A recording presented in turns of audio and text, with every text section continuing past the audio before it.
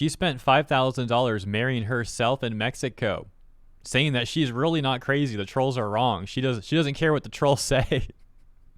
Okay, let's see what she says. So on May 1st, 2023, in Tulum, Mexico, I'm getting married. Yeah, I am. Now, before you guys get all up in arms about me not saying who I've been dating or seeing or anything like that, like, oh, I didn't even know, I'm really single.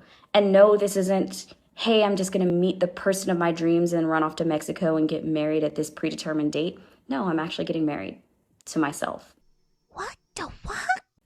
It's a sologamy ceremony. And basically, this is me dedicating myself to myself for the rest of my life of having a deep, meaningful, loving, unconditional relationship for the rest of my life. She knows that you can take care of yourself and care about yourself and all that without, marrying yourself, right? Like, someone might want to tell her that. Oh, it's probably too late now, I guess. Oh, well.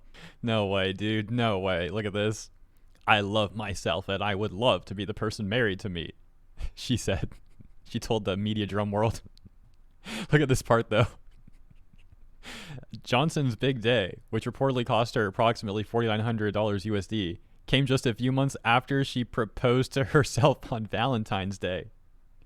She proposed to herself on Valentine's Day. Men around the world devastated that she's taken now. What a tragedy. It's good that she's happy. All right, she had a nice event. She's happy. That's great. But is she actually happy? The whole thing seems so fake and egotistical. Johnson saying, I wanted to celebrate my new relationship with myself by doing what I should have done years ago. She had previously exchanged vows with her ex-husband in 2015 at age 31. At the time of their union, Johnson's former hubby was 45 years old, and ultimately the pair's 14-year age gap, as well as their socioeconomic imbalances, caused a wedge. I don't know. I think there might be some other underlying issues on this one, but okay. The dissolution of her marriage sent Johnson spiraling. She spent years in therapy working to overcome the pangs of her failed union. The professional help inspired Johnson to look inward for the love she long desired. In my first marriage, I made the mistake of dedicating myself to loving someone else unconditionally without giving myself that same love first, she said. Once again, I'll say, it's good to take care of yourself. There's even a saying that goes something like, if you don't take care of yourself, how can you take care of anyone else? Thing is, though, like I said, that doesn't mean you marry yourself. And if the professional help got her to this point, I got to question how good that help really was. Seems like it may not have helped at all. She further said, because I spent the majority of my life trying to satisfy other people, I decided to do this for myself. I wanted the ceremony to reflect me and not conform to society's standard of a wedding. But I still wanted to be a bride. To symbolize her rebirth into a self-appreciating woman, she took a dip into a cenote, a deep freshwater spring, purifying herself from the toxicity of her former life. And she was the only one at the wedding, aside from the staff. They're like, there was no guests. Says there was only a reception for her. And she had cake and champagne all by herself. So she's surrounded only by people that she's paying to be there. I don't know how she celebrated anything with that sort of event, man. I'm going to sound like a broken record, but there's ways to care for yourself without doing all this stuff. It just seems like this will lead her down a bad path. I don't see how this is actually going to benefit her at all. It seems like she's twisting her own mind up, like she's lying to herself. And finally, the article does say that, and I quote, she dedicated her social media presence to her bipolar disorder 1 journey. It's always a rough thing when you see someone acting very toxic to others and being terrible. I'm not saying she is. This is just one example, right?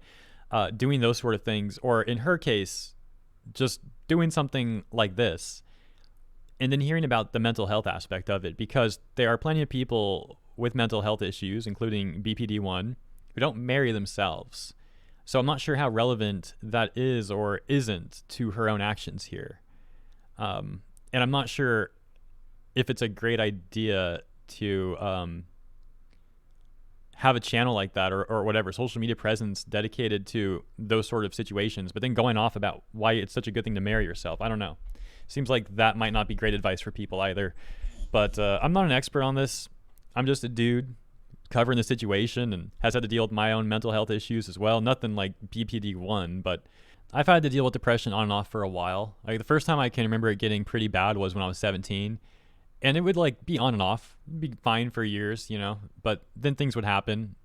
Got worse when my grandma died, and then worse when my father died. And particularly just seeing them suffer and the things they had to go through And I think I got some PTSD from watching my grandma die in front of me, because I almost can't even talk about it. It just, I start seeing like the memories and how awful. Yeah, I really can't even talk about it. That's, I guess, telling enough.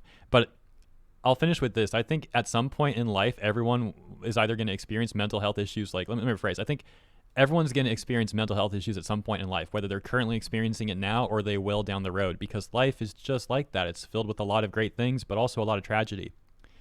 And those things will affect people. So ultimately, my concern with her is that, like I already said, it seems like she's kind of just like lying to herself and twisting her own mind up.